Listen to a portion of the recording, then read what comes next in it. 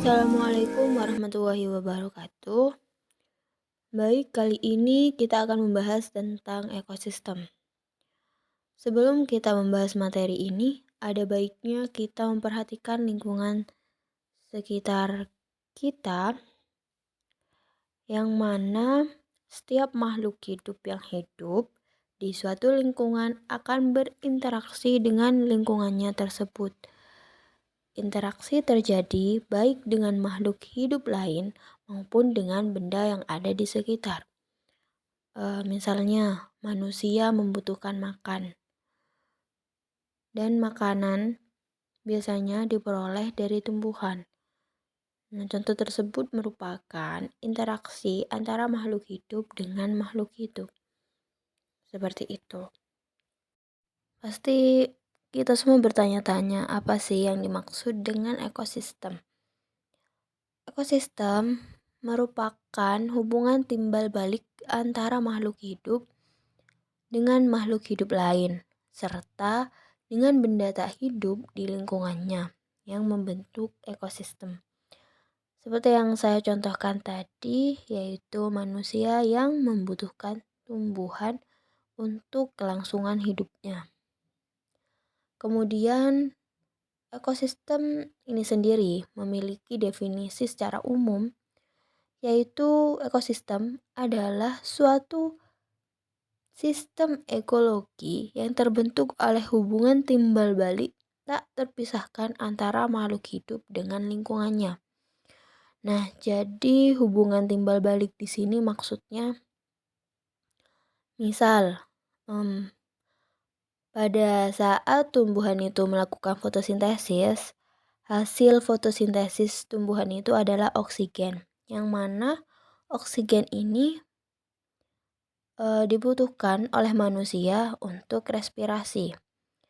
Sementara saat manusia melakukan respirasi, manusia juga menghasilkan gas berupa CO2, dan CO2 ini adalah bahan untuk fotosintesis tumbuhan.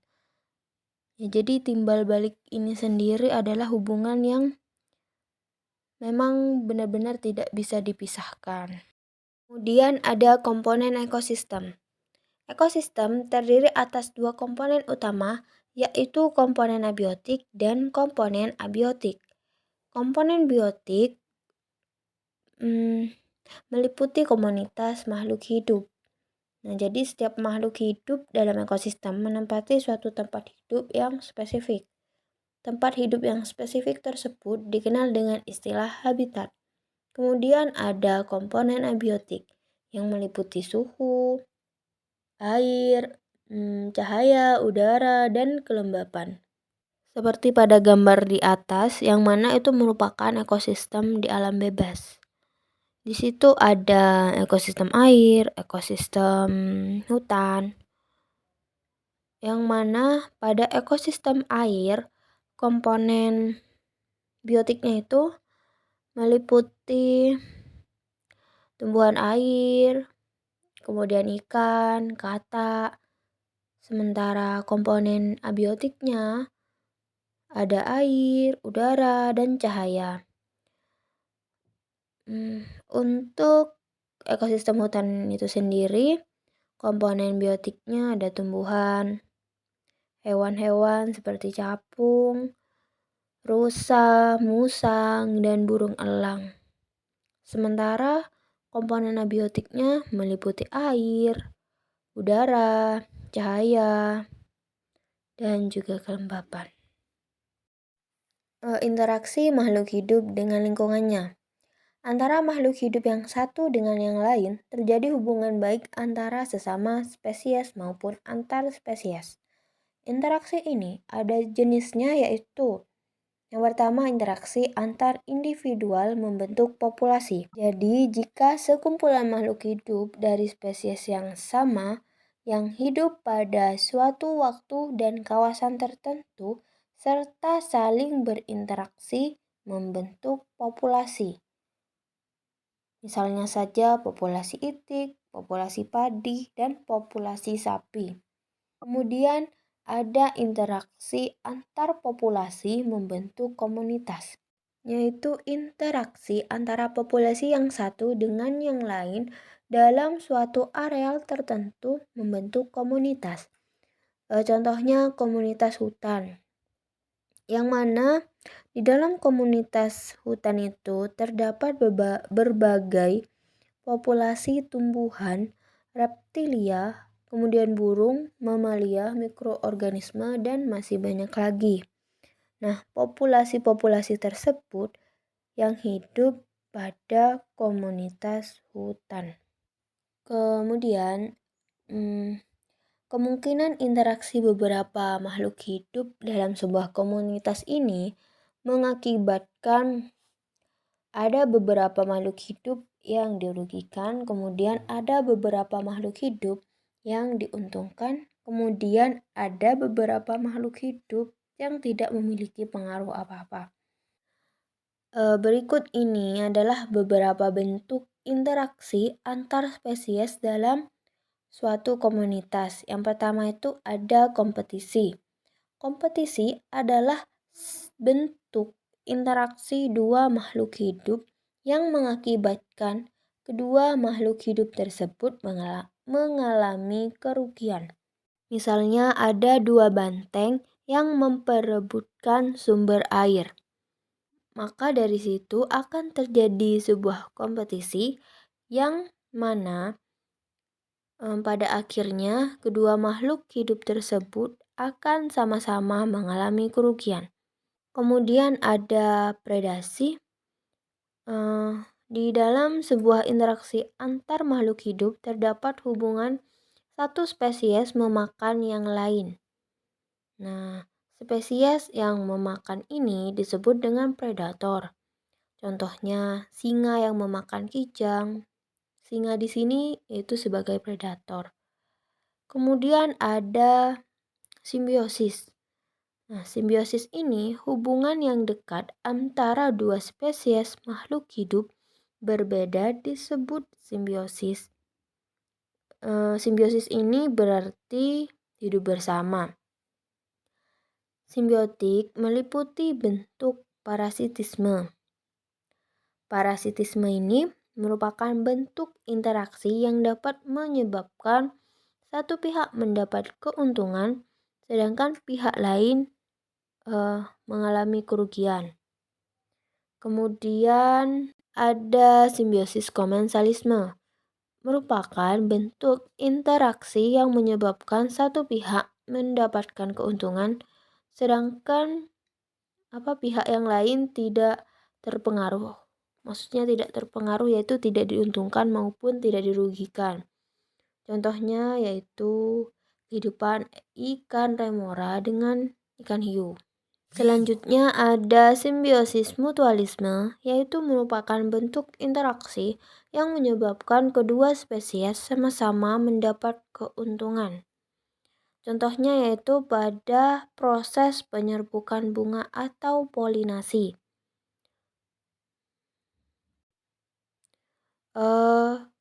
Beberapa proses penyerbukan dapat berlangsung oleh bantuan beberapa serangga, khususnya seperti burung, kelelawar.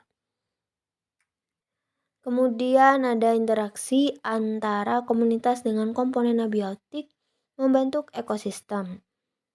Interaksi antara komunitas dengan faktor abiotik membentuk suatu sistem yang dikenal sebagai lingkungan atau ekosistem. Interaksi tersebut dapat berupa proses memakan dan dimakan sehingga terjadi pemanfaatan energi dan daur ulang materi. Dan yang keempat ada interaksi antar ekosistem membentuk biosfer. Di permukaan bumi mulai dari dasar samudera hingga puncak pegunungan yang tinggi serta beberapa ratus meter lapisan udara di atasnya, terdapat berbagai macam ekosistem yang saling berinteraksi. Nah, ini merupakan lapisan permukaan bumi yang dihuni organisme yang saling berinteraksi. Lapisan permukaan bumi ini yang dikenal sebagai biosfer atau ekosfer. Setiap makhluk hidup memerlukan energi untuk keberlangsungan hidupnya, misalnya untuk tumbuh, bereproduksi, dan bergerak. Dalam pemenuhan kebutuhan energi tersebut, terjadi hubungan saling ketergantungan energi di antara makhluk hidup yang berbeda. Nah, dalam hal ini ada makhluk hidup yang berperan sebagai produsen, konsumen, atau dekomposer.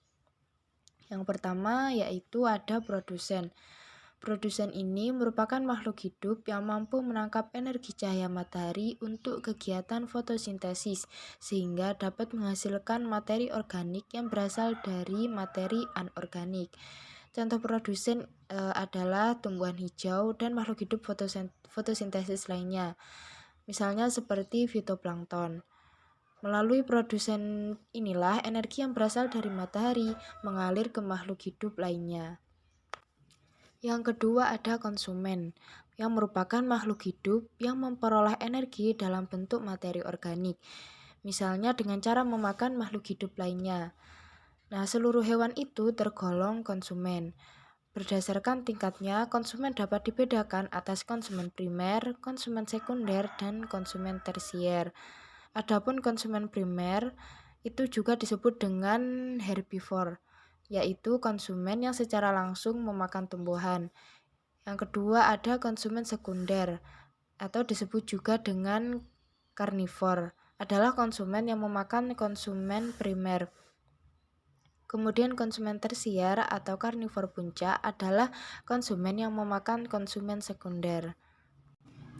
Adapun tingkatan trofik di dalam ekosistem, tingkatan yang pertama ada produsen, dan yang kedua ada konsumen primer. Seperti yang sudah dijelaskan tadi bahwa konsumen primer ini adalah herbivore atau hewan pemakan tumbuhan. Kemudian tingkatan trofik ketiga yaitu ada konsumen sekunder, atau seperti yang sudah dijelaskan tadi ada karnivor atau hewan pemakan daging. Dan tingkatan trofik yang keempat yaitu ada konsumen tersier atau karnivor puncak dan pengurai. Setelah penjelasan tadi mengenai produsen dan konsumen, dan kemudian yang selanjutnya yaitu ada dekomposer dan dendritivore. Dekomposer ini merupakan makhluk hidup yang memperoleh makanannya dengan cara menguraikan senyawa-senyawa organik yang berasal dari makhluk hidup yang telah mati atau juga biasanya kita sebut dengan bangkai. Dalam hal ini, dekomposer berperan mengembalikan materi ke lingkungan abiotik dan digunakan kembali oleh tumbuhan hijau. Contoh dekomposer ada jamur dan bakteri. Kemudian detritivore. Detritivore adalah organisme yang memakan partikel-partikel organik atau detritus. Detritus ini merupakan serpihan hancuran jaringan hewan atau tumbuhan, dan organisme detrivore antara lain ada cacing tanah, siput, keluing, bintang laut, dan kutu kayu. Kemudian rantai makanan. Aliran energi kimia di dalam ekosistem dapat diperlihatkan melalui beberapa cara, misalnya melalui rantai makanan dan jaring-jaring makanan. Kedua cara tersebut dapat memperlihatkan makhluk hidup pemangsa dan dimangsa. Namun, masing-masing cara tersebut tidak dapat memperlihatkan jumlah energi kimia yang dipindahkan. Rantai makanan merupakan sebuah aliran energi makanan melalui sebuah ekosistem. Energi tersebut mengalir dalam satu arah melalui sejumlah makhluk hidup. Semua energi yang masuk ke dalam rantai makanan umumnya berasal dari cahaya matahari. Melalui proses fotosintesis inilah energi tersebut diubah dan disimpan dalam tubuh makhluk hidup produsen dalam bentuk energi kimia. Untuk selanjutnya, energi tersebut mengalir ke konsumen pada berbagai tingkat trofik dalam ekosistem. Selanjutnya ada jaring-jaring makanan. Rantai makanan yang sudah dijelaskan tadi merupakan gambaran sederhana dari proses makan dimakan yang terjadi di alam. Sebenarnya, proses makan dimakan yang terjadi di dalam ekosistem merupakan proses yang kompleks dan apabila disusun secara lengkap akan diperoleh jaring-jaring makanan. Jaring-jaring makanan ini memperlihatkan hubungan populasi yang satu dengan populasi yang lain. Jaring-jaring yang menggambarkan hubungan makan dimakan itu terbentuk supaya keberlangsungan hidup tiap populasi terjamin. Semakin kompleks jaring-jaring makanan menunjukkan semakin kompleksnya aliran energi dan aliran makanan. Hal inilah yang mengakibatkan terjadinya kestabilan komunitas dan kestabilan ekosistem. Yang artinya jika salah satu populasi spesies hilang, jaring makanan masih tetap berjalan. Coba bayangkan, jika jaring-jaring makanan itu sederhana, jika salah satu populasi spesies hilang, maka aliran energi dan aliran makanan di dalam ekosistem tersebut akan kacau. Itulah mengapa pentingnya keanekaragaman hayati yang berinteraksi dalam menjaga kestabilan suatu komunitas. Kemudian ada piramida ekologi. Di dalam ekosistem alami, jumlah produsen yang berada di tingkat trofik 1 merupakan jumlah terbesar. Jumlah konsumen yang berada di tingkat trofik 2 lebih kecil, dan demikian seterusnya hingga jumlah karnivor puncak merupakan jumlah yang paling kecil. Jika digambarkan akan berbentuk piramida dengan ujung yang semakin meruncing. Piramida itulah yang disebut dengan piramida ekologi. Piramida ekologi ini dapat dibedakan menjadi piramida jumlah individu, piramida biomasa, dan piramida energi. Lalu apa sih perbedaan dari ketiga piramida tersebut? Jadi piramida jumlah individu menggambarkan jumlah individu dalam populasi yang menempati tingkat trofik tertentu. Sebagaimana yang telah dijelaskan tadi bahwa jumlah organisme yang menempati trofik 1 memiliki jumlah yang lebih besar dibandingkan dengan organisme yang menempati tingkat trofik 2. Jumlah organisme yang menempati tingkat trofik 2 juga lebih besar dibandingkan dengan jumlah organisme yang menempati tingkat trofik 3. Demikian seterusnya. Jadi, di dalam ekosistem normal, jumlah produsen lebih banyak daripada konsumen satu atau herbivore, dan konsumen satu lebih banyak daripada konsumen 2 atau karnivor. Kemudian, individu yang menempati puncak piramida, jumlahnya adalah yang paling sedikit. Yang selanjutnya yaitu piramida biomasa.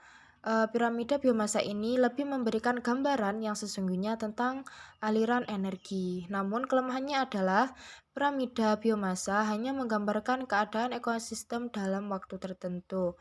Dan yang terakhir yaitu ada piramida energi. Piramida energi menggambarkan banyaknya energi yang tersimpan dalam bentuk senyawa organik yang dapat digunakan sebagai bahan makanan. Energi yang tersimpan itu dikenal dengan energi primer. Setelah materi ekosistem sudah dijelaskan, peserta didik maju ke depan untuk memutar spin. Spin akan berhenti di warna merah ataupun biru. Jika spin sudah diputar dan mendapatkan warna biru, maka peserta didik mengambil salah satu pertanyaan yang telah disediakan. Dari kartu biru di sini disediakan 10 pertanyaan dan 1 bintang. Tanda bintang tersebut bebas dari pertanyaan. Baik, kita akan mencoba membuka 1 atau 2 pertanyaan yang sudah tersedia dari kartu merah ini. Setelah peserta didik mengambil kartu, kemudian akan ada pertanyaan dalam kartu tersebut. Nah, ini pertanyaannya yaitu apa yang dimaksud dengan ekosistem terestrial. Nah, pertanyaan ini nanti akan dijawab oleh peserta didik yang mendapatkan pertanyaan tersebut. Nah, kemudian kita akan mencoba membuka satu pertanyaan lagi dari kartu merah ini. Nah, ini yaitu tanda bintang. Nah, tanda bintang ini berarti nanti siswa tersebut bebas dari pertanyaan, maka tidak perlu menjawab pertanyaan. Nah,